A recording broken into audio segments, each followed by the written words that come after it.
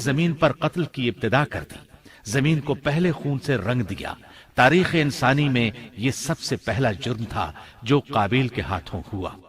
قتل تو وہ کر بیٹھا، اب حیران اور پریشان ہوا کہ اس کی لاش کا کیا کرے۔ اس وقت تک نسل انسانی موت سے بھی دوچار نہیں ہوئی تھی۔ آدم علیہ السلام کی اولاد میں سے اس وقت تک کوئی فوت نہیں ہوا تھا، اس لیے قابیل کو معلوم نہیں تھا کہ مردے کے ساتھ کیا کیا جائے۔ اسی کشمکش کے عالم میں اس نے بھائی کی لاش کو کمر پر اٹھا لیا اور چل پڑا۔ چلا جا رہا تھا کہ اللہ نے 2 کوے بھیجے، دونوں کوے آپس میں لڑ پڑے، ایک نے دوسرے کو ہلاک کر دیا۔ اب زندہ کوا مٹی کھودنے لگا، اس طرح اس نے ایک گڑھا تیار کر لیا، مردہ کوے کو اس میں رکھا اور اوپر مٹی ڈال دی۔ اس طرح قابیل کو دفن کا طریقہ معلوم ہوا، اس نے بھی گڑھا کھودا اور حابیل کی لاش کو اس میں دبا دیا۔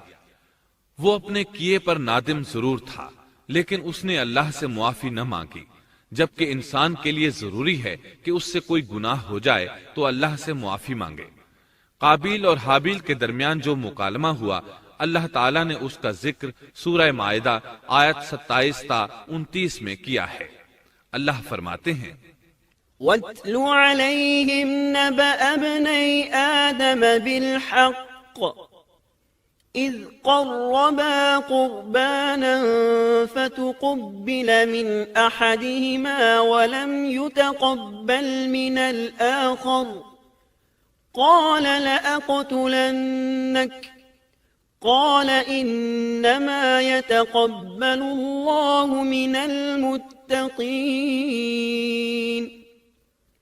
لئن بسطت إلي يدك لتقتلني ما أنا بباسط يدي إليك لأقتلك إني أخاف الله رب العالمين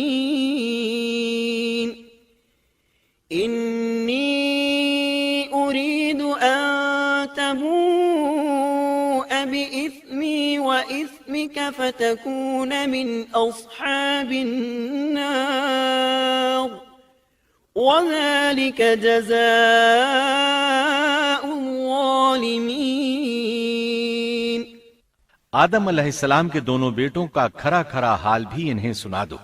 ان دونوں نے ایک نذرانہ پیش کیا، ان میں سے ایک کی نذر تو قبول ہو گئی اور دوسرے کی قبول نہ ہوئی، تو وہ کہنے لگا میں تجھے مار ہی ڈالوں گا۔ اس نے کہا اللہ تقوی والوں ہی کا عمل قبول کرتا ہے، گو تو میرے قتل کے لیے دسترازی کرے، لیکن میں تیرے قتل کے لیے ہرگز اپنا ہاتھ نہیں بڑھاؤں گا۔ میں تو اللہ تعالی پروردگار عالم سے خوف کھاتا ہوں، میں تو چاہتا ہوں کہ تو میرا گناہ اور اپنا گناہ اپنے سر پر رکھ لے اور دوزخیوں میں شامل ہو جائے، ظالموں کا یہی بدلہ ہے۔ اس کا مطلب یہ تھا کہ تیرے اور گناہوں کے ساتھ میرے قتل کا گناہ بھی تیرے ذمہ لگے اور تو ظالموں میں سے ہو جائے۔ حابیل کے قتل کے بعد قابیل پر جو گزری اس کا ذکر اللہ نے سورہ مائدہ آیت 30 اور 31 میں کیا ہے۔ فطوعت له نفسه قتل أخيه فقتله فأصبح من الخاسرين فبعث الله غرابا يبحث في الأرض ليريه كيف يواري سوءة أخيه قال يا ويلتى أعجزت أن أكون مثل هذا الغراب فأواري سوءة أخي فأصبح من النادمين۔ پس اسے اس کے نفس نے اپنے بھائی کے قتل پر آمادہ کر دیا اور اس نے اسے قتل کر ڈالا، اس سے وہ نقصان والوں میں سے ہو گیا۔ پھر اللہ تعالیٰ نے ایک کوے کو بھیجا جو زمین کھود رہا تھا تاکہ اسے دکھائے کہ وہ کس طرح اپنے بھائی کی ناش کو چھپا سکتا ہے۔ وہ کہنے لگا ہائے افسوس، کیا میں ایسا کرنے سے بھی گیا گزرا ہو گیا کہ اس کوے کی طرح اپنے بھائی کی لاش کو دفنا دیتا، پھر تو بڑا ہی پشیمان اور شرمندہ ہوا۔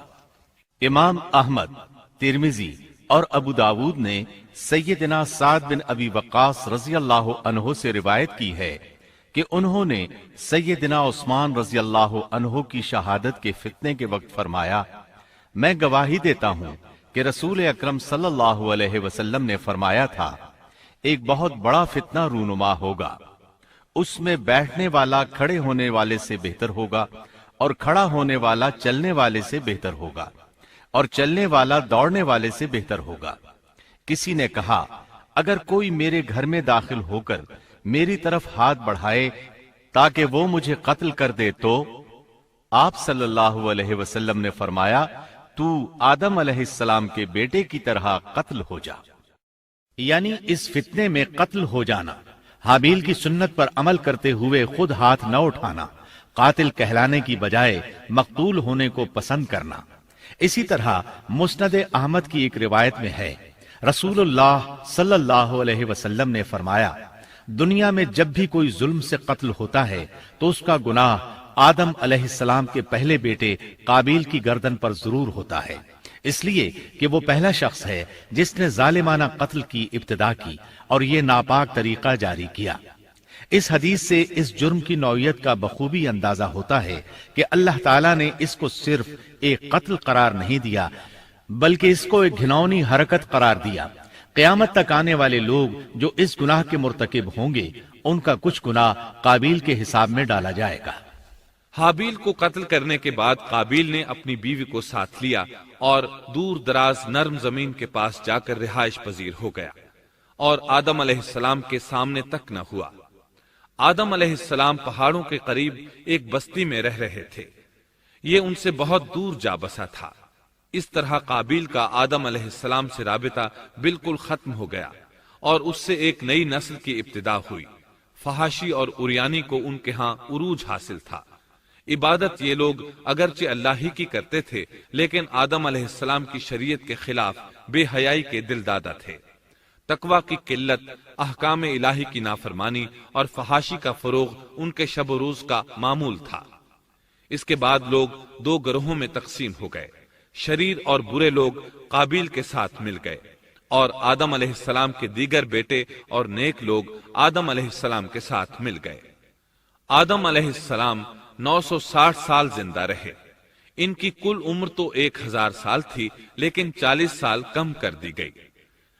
سیدنا ابو ہریرہ رضی اللہ عنہ بیان کرتے ہیں کہ رسول اللہ صلی اللہ علیہ وسلم نے فرمایا، جب اللہ نے آدم علیہ السلام کو پیدا فرمایا تو ان کی پیٹھ پر ہاتھ پھیرا، اس طرح قیامت تک جتنے انسان پیدا ہونے والے تھے ان کی روحیں وجود میں آ گئیں۔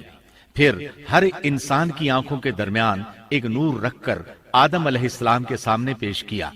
انہوں نے پوچھا، یا اللہ یہ کون ہے؟ اللہ نے فرمایا، یہ تیری اولاد ہے۔ ان میں سے ایک کی پیشانی کی چمک آدم علیہ السلام کو بہت اچھی لگی۔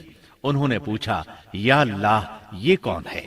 جواب ملا، یہ تیری اولاد میں سے بہت دور جا کر ہیں، ان کا نام داود ہے۔ پوچھا، ان کی عمر کتنی ہے؟ فرمایا 60 سال۔ آدم علیہ السلام کہنے لگے، یا اللہ 40 سال میری عمر میں سے ان کی عمر میں شامل کر دے۔ اس سلسلے میں دوسری روایت یوں آئی ہے، جب آدم علیہ السلام کی روح قبض کرنے کے لیے فرشتہ آیا تو وہ کہنے لگے، میری عمر میں تو ابھی 40 سال باقی ہیں۔ اس وقت ان کی عمر 960 سال تھی۔ انبیاء اپنی عمر سے واقف ہوتے ہیں۔ فرشتے نے کہا، کیا آپ کو یاد نہیں آپ نے اپنی عمر کے 40 سال اپنی اولاد داود کو ہبہ کر دیے تھے؟ رسول اللہ صلی اللہ علیہ وسلم نے فرمایا، چونکہ آدم علیہ السلام نے انکار کیا تو ان کی اولاد بھی انکار کی عادی ہے۔ آدم علیہ السلام خود بھول گئے، ان کی اولاد بھی بھولتی ہے۔ آدم علیہ السلام نے خطا کی، ان کی اولاد بھی خطا کرتی ہے۔ حابیل کے قتل کے بعد اللہ تعالیٰ نے آدم اور حوا علیہم السلام کو اس کا نعم البدل عطا کیا۔ اس کا نام انہوں نے شیس رکھا۔ شیس کا مطلب ہے اللہ کا دیا ہوا تحفہ۔ حابیل کے قتل پر آدم اور حوا علیہم السلام دونوں بہت غمگین ہوئے، اس لیے اللہ نے بدلے میں انہیں شیس علیہ السلام عطا فرمائے۔ سیدنا ابو ذر غفاری رضی اللہ عنہ سے مروی ایک صحیح حدیث میں ہے کہ رسول اللہ صلی اللہ علیہ وسلم نے فرمایا، اللہ تعالیٰ نے 104 صحیفے نازل فرمائے، ان میں سے 50 صحیفے شیس علیہ السلام پر نازل ہوئے۔ ان صحیفوں میں ایسے قوانین، اصول اور ضابطے تھے جن سے انسانیت کی زندگی منظم ہوتی ہے۔ شیس علیہ السلام نے آدم علیہ السلام سے علم حاصل کیا، لیکن آدم علیہ السلام کا تمام علم وہ حاصل نہ کر سکے، اس لیے کہ آدم علیہ السلام نے بالمشافہہ اللہ تعالیٰ سے علم حاصل کیا تھا، اور بہت سی اشیاء کا علم اللہ تعالیٰ نے انہیں سکھا دیا تھا، اس لیے وہ تمام علماء سے بڑھ کر عالم تھے۔ شیس علیہ السلام نے آدم علیہ السلام سے علوم سیکھ کر لوگوں کو سکھائے۔ لوگوں نے ان سے مختلف علوم، فنون اور پیشے سیکھے۔ انہیں شہروں میں رہنے سہنے کے بارے میں تعلیم دی، دن رات کے حسابات سے انہیں آگاہ کیا اور انہیں بتایا کہ کن اوقات میں وہ اللہ کی عبادت کریں اور عبادت کے طریقے انہیں سکھائے۔ احادیث میں اس کی وضاحت ملتی ہے۔ امام احمد رحمت اللہ علیہ بیان کرتے ہیں کہ ابو زمعہ سعدی کہتے ہیں کہ انہوں نے مدینے میں ایک شیخ کو لوگوں سے کلام کرتے دیکھا تو ان کے متعلق پوچھا، یہ کون شخص ہے؟ لوگوں نے بتایا کہ یہ ابی بن کعب رضی اللہ عنہ ہیں، بڑے صحابہ میں ان کا شمار ہوتا ہے، تمام مسلمانوں سے بڑھ کر قرآن اور اس کی تفسیر کے عالم ہیں۔ ابو زمعہ فرماتے ہیں کہ ابی بن کعب رضی اللہ عنہ اس وقت یہ واقعہ بیان کر رہے تھے کہ جب آدم علیہ السلام کی وفات کا وقت قریب آیا تو انہوں نے اپنے بیٹوں سے فرمایا، میرا جنت کے پھل کھانے کو جی چاہتا ہے۔ جنت کے پھل دنیاوی پھلوں جیسے ہی ہوتے ہیں، سیب، انار، انگور، یہ سب جنت میں موجود تھے۔ جنت کے اور دنیا کے پھلوں میں فرق یہ ہے کہ دنیاوی پھل بدبودار ہو جاتے ہیں، جبکہ جنتی پھل کبھی بدبودار نہیں ہوتے۔ اسی طرح دنیاوی پھلوں کا ذائقہ عارضی ہوتا ہے، جبکہ جنتی پھلوں کا ذائقہ ہمیشہ برقرار رہتا ہے۔ اس لیے آدم علیہ السلام نے چاہا کہ وہ جنت کے پھل کھائیں، چنانچہ ان کے بیٹے تلاش میں نکل گئے۔ انہوں نے اپنے ساتھ کلہاڑے، کدالیں اور ٹوکریاں لے لی۔ راستے میں انہیں فرشتے ملے، ان کے پاس آدم علیہ السلام کا کفن اور خوشبو وغیرہ تھی۔ انہوں نے پوچھا، آدم کے بیٹو، کس چیز کی تلاش میں ہو؟ کہاں جا رہے ہو؟ انہوں نے جواب میں کہا، ہمارے والد مریض ہیں، انہیں جنت کے پھلوں کی خواہش ہے۔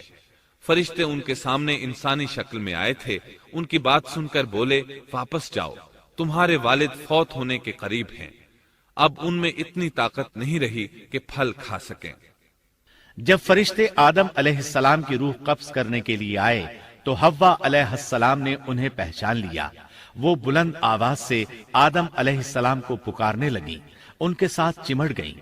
آدم علیہ السلام بولے، مجھ سے الگ ہو جاؤ، پہلے بھی مجھے تمہاری وجہ سے مصیبت پہنچی تھی، میرے اور میرے رب کے فرشتوں کے درمیان سے ہٹ جاؤ۔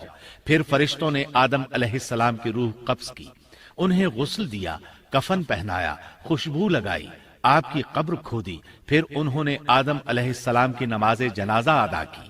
اس کے بعد انہیں قبر میں اتارا، پھر اوپر مٹی ڈال دی اور بولے، آدم کے بیٹو، تمہارے لیے یہی طریقہ ہے۔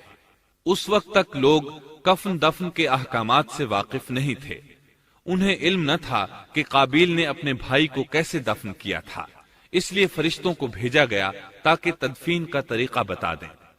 تو اس طرح انسان کو دفن کرنے کا طریقہ معلوم ہوا جو فرشتے لے کر آئے تھے۔ آدم علیہ السلام نے اپنی 960 سال کی مکمل زندگی میں سوائے اس درخت کا پھل کھانے کے اور کوئی خطا نہیں کی۔ یہ تھا ہمارے باپ سیدنا آدم علیہ السلام کا اسوہ اور سیرت طیبہ کا حال۔ آپ کی وفات کے 1 سال بعد حوا علیہ السلام بھی وفات پا گئیں۔ آدم علیہ السلام کی وفات کے بعد ان کے بیٹے شیس علیہ السلام نے ان کی ذمہ داریاں سنبھال لی۔ اب تبلیغ کا کام انہیں کرنا تھا۔ ادھر قابیل جو نرم زمین میں جا آباد ہوا تھا، اس کی اولاد نے فتنہ و فساد اور سرکشی کی زندگی اختیار کی۔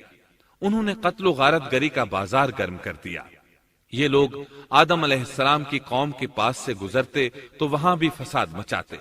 ابن عباس رضی اللہ عنہما سورۃ الاحزاب آیت 33 کی تفسیر کرتے ہوئے فرماتے ہیں، وَلَا تَبَرَّجْنَ تَبَرُّجَ الْجَاهِلِيَّةِ الْأُولَى، پرانے زمانے کی جاہلیت کی طرح اپنے بناؤ کا اظہار نہ کیا کرو۔ اس وقت دو نسلیں آباد تھیں، ایک پہاڑ پر اور دوسری نرم زمین پر۔ پہاڑوں کے مرد خوش شکل تھے، عورتیں سیاہ فام تھیں، جبکہ زمین والوں کی عورتیں خوبصورت تھیں اور مردوں کے رنگ سانولے تھے۔ اب ابلیس نے اپنا کام شروع کیا۔ وہ انسانی شکل میں نرم زمین والوں کے پاس آیا اور ایک شخص کا غلام بن کر رہنے لگا۔ پھر اس نے بانسری شکل کی ایک چیز ایجاد کی اور اس کو بجانے لگا۔ لوگ اس آواز پر لٹو ہو گئے، اس کے گرد بھیڑ لگا کر سننے لگے۔ پھر ایک دن میلے کا مقرر ہو گیا، اس میں ہزارہا مرد اور عورتیں جمع ہونے لگے۔ اتفاق سے وہاں ایک دن ایک پہاڑی آدمی بھی آ گیا۔ اس نے میدانی عورتوں کے حسن و جمال کو دیکھا۔ اس نے اپنے قبیلے والوں سے ان کے حسن و جمال کا ذکر کیا۔ اب وہاں کے لوگ کثرت سے میدانی علاقے میں آنے لگے۔ اس طرح آہستہ آہستہ مردوں اور عورتوں میں اختلاط بڑھا، بدکاری اور زناکاری عام ہوئی، جبکہ یہ سب کام شیس علیہ السلام کی شریعت میں حرام تھے۔ یہ سب بیان کرنے کے بعد ابن عباس رضی اللہ عنہما کہتے ہیں، اللہ تعالیٰ کے قول وَلَا تَبَرَّجْنَ تَبَرُّجَ الْجَاهِلِيَّةِ الْأُولَى کی یہی تفسیر ہے، اور قدیم جاہلیت سے یہی مراد ہے، کیونکہ ان لوگوں نے زمین میں ایک عظیم فساد اور انتشار برپا کر رکھا تھا۔ شیس علیہ السلام اپنی قوم کے لوگوں کو سمجھاتے رہے کہ وہ ان شریر اور فسادی لوگوں کے ساتھ میل جول نہ رکھیں، لیکن شیطان مسلسل انہیں ورغلاتا رہا، یہاں تک کہ شیس علیہ السلام کے ساتھ بہت تھوڑے لوگ رہ گئے اور قابیل کی قوم میں بہت اضافہ ہو گیا۔ لوگ یوں ہی زندگی بسر کرتے رہے، یہاں تک کہ اللہ تعالیٰ نے ان میں ادریس علیہ السلام کو مبعوث فرمایا۔ چنانچہ اب ہم آپ کو ادریس علیہ السلام کے بارے میں بتاتے ہیں۔ ایک حدیث میں ہے کہ آدم اور شیس علیہ السلام کے بعد ادریس علیہ السلام پہلے نبی ہیں۔ ایک دوسری حدیث میں ہے کہ ادریس علیہ السلام پہلے نبی ہیں جنہوں نے قلم کے ذریعے لکھا اور لوگوں کو کتابت سکھائی۔ حافظ ابن کثیر نے ان کا حلیہ کچھ یوں بیان کیا ہے: پورا قد و قامت، خوبصورت، خوب رو، گھنی داڑھی، عمدہ اوصاف کے مالک، چوڑے کندھے، مضبوط ہڈیاں، دبلے پتلے، سرمگی چمکدار آنکھیں، گفتگو باوقار، خاموشی پسند، سنجیدہ اور متین، چلتے ہوئے نظر نیچی، انتہائی فکر و خوض کے عادی، غصے کے وقت سخت غضبناک، باتیں کرنے میں شہادت کی انگلی سے بار بار اشارہ کرنے کے عادی۔ ادریس علیہ السلام شیس علیہ السلام کی شریعت پر عمل پیرا رہے، چونکہ ادریس علیہ السلام رسول بھی تھے، اس لیے اللہ کی طرف سے مستقل ان پر شریعت نازل ہوئی، جس کی تشریح و تفسیر کر کے لوگوں کو احکام الہی سے آگاہ فرماتے۔ ادریس علیہ السلام نے جب دیکھا کہ مفسدین ایمان والوں پر ظلم و زیادتی کر رہے ہیں، ان کا فساد بڑھتا جا رہا ہے، اور سمجھانے کے باوجود یہ لوگ باز نہیں آ رہے، تو انہوں نے اپنے پیروکاروں کو جہاد کا حکم دیا۔ ادریس علیہ السلام پہلے شخص ہیں جنہوں نے اللہ کے راستے میں جہاد کیا، غنیمتیں حاصل کی اور دشمنوں کو قیدی بنایا، لیکن غنیمتیں اور قیدی ان کے لیے حلال نہیں تھے۔ رسول اللہ صلی اللہ علیہ وسلم پہلے رسول ہیں جن کے لیے غنیمتیں حلال کی گئیں، لیکن یہ بات یقینی ہے کہ جہاد سب سے پہلے ادریس علیہ السلام نے کیا۔ انہوں نے جہاد کے لیے سب سے پہلے ایک لشکر تیار کیا، پھر اس لشکر کو دو حصوں میں تقسیم کیا۔ ایک حصہ پیادوں پر مشتمل تھا، دوسرا سواروں پر۔ چنانچہ بھرپور تیاری کے بعد ادریس علیہ السلام نے قابیل کی قوم پر چڑھائی کر دی۔ حق و باطل کے درمیان زبردست مارکے ہوئے۔ آخرکار ادریس علیہ السلام نے انہیں گھٹنے ٹیکنے پر مجبور کر دیا، ان کا بہت سا مال و اسباب لوٹ لیا اور لوگوں کو قیدی بنا لیا۔ اللہ تعالیٰ نے ان تمام باتوں کا ذکر نہیں فرمایا، بلکہ اللہ نے ان کی سیرت کے بارے میں اپنی کتاب قرآن مجید میں اشارتاً ذکر فرمایا ہے۔ مثلاً سورہ مریم آیات 56 اور 57 میں ارشاد ہوتا ہے: واذكر في الكتاب إدريس إنه كان صديقا نبيا ورفعناه مكانا عليا۔ اور اس کتاب میں ادریس کا بھی ذکر کر، وہ بھی نیک کردار نبی تھے، ہم نے انہیں بلند مقام پر اٹھایا۔ ان کے بلند مرتبے کے بارے میں بخاری اور مسلم میں حدیث موجود ہے کہ نبی کریم صلی اللہ علیہ وسلم نے فرمایا، میں نے معراج کی رات چوتھے آسمان پر ادریس علیہ السلام سے ملاقات کی، وہ چوتھے آسمان پر بلند مقام پر فائز تھے۔ ابن جریر نے ایک روایت بیان کی ہے، وہ روایت اس بات کی وضاحت کرتی ہے کہ اللہ تعالیٰ کے ارشاد وَرَفَعْنَاهُ مَكَانًا عَلِيًّا سے کیا مراد ہے، اس کا کیا مفہوم ہے؟ ابن جریر کے علاوہ دیگر بڑے بڑے مفسرین اور مورخین نے بھی اس روایت کو ذکر کیا ہے، لیکن اس کی کوئی صحیح سند نہیں مل سکی۔ وہ روایت یہ ہے۔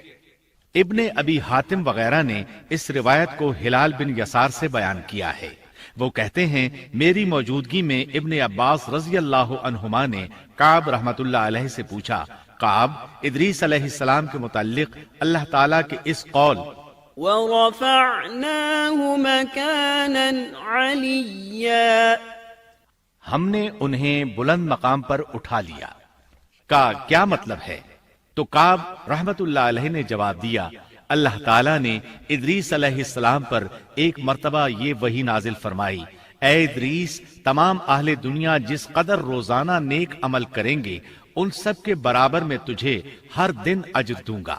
ادریس علیہ السلام نے یہ سنا تو انہیں خواہش محسوس ہوئی کہ میرے اعمال میں روز افزوں اضافہ ہو، اس لیے عمر کا حصہ طویل ہو جائے تو اچھا ہے۔ انہوں نے وحی الہی اور اپنے اس خیال کو ایک رفیق فرشتے پر ظاہر کر کے کہا، اس معاملے میں موت کے فرشتے سے گفتگو کرو تاکہ میں نیک اعمال کا زیادہ سے زیادہ وقت حاصل کر سکوں۔ اس فرشتے نے جب یہ سنا تو ادریس علیہ السلام کو اپنے بازوؤں پر بٹھا کر لے اڑا۔ جب یہ چوتھے آسمان سے گزر رہے تھے تو موت کا فرشتہ زمین پر آنے کے لیے اتر رہا تھا، وہیں دونوں کی ملاقات ہو گئی۔ دوست فرشتے نے موت کے فرشتے سے ادریس علیہ السلام کے بارے میں گفتگو کی۔ موت کے فرشتے نے دریافت کیا، ادریس علیہ السلام کہاں ہیں؟ اس نے کہا، میری پشت پر۔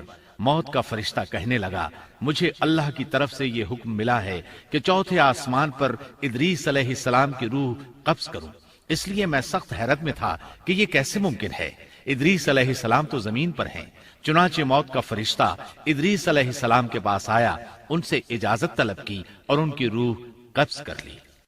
انبیاء کو یہ امتیاز حاصل ہے کہ فرشتہ ان کی اجازت کے بغیر ان کی روح قبض نہیں کر سکتا، اور رسول اللہ صلی اللہ علیہ وسلم کو تو یہ اختیار دیا گیا کہ آپ دنیا میں مزید رہنا پسند کریں تو رہ سکتے ہیں، یا پھر رفیق اعلیٰ کی رفاقت کو پسند کر لیں۔ آپ نے رفیق اعلیٰ کی رفاقت کو پسند فرمایا۔ اس طرح ادریس علیہ السلام کی روح چوتھے آسمان پر قبض کی گئی۔ انہیں بھی عیسیٰ علیہ السلام کی طرح آسمان پر اٹھایا گیا۔ فرق یہ ہے کہ عیسیٰ علیہ السلام کی روح قبض نہیں کی گئی۔ یہ واقعہ نقل کر کے کعب رحمت اللہ علیہ فرماتے ہیں کہ اللہ تعالیٰ کے ارشاد وَرَفَعْنَاهُ مَكَانًا عَلِيًّا کی تفسیر یہی ہے، لیکن درست بات یہ ہے کہ یہ اسرائیلی روایت ہے۔ ادریس علیہ السلام کی وفات ہو گئی تو لوگ فساد میں اور بڑھ گئے، ان میں شر پھیل گیا، تاہم وہ توحید پر قائم رہے۔ بت پرستی کا ان میں کوئی شعور نہیں تھا۔ لوگ آدم علیہ السلام کی وفات کے 1000 سال بعد تک توحید پر قائم رہے۔ ان میں فسق و فجور ضرور تھا لیکن شرک نہیں تھا۔ اللہ تعالیٰ کے اس ارشاد كان الناس أمة واحدة دراصل لوگ ایک ہی امت تھے کا یہی مطلب ہے۔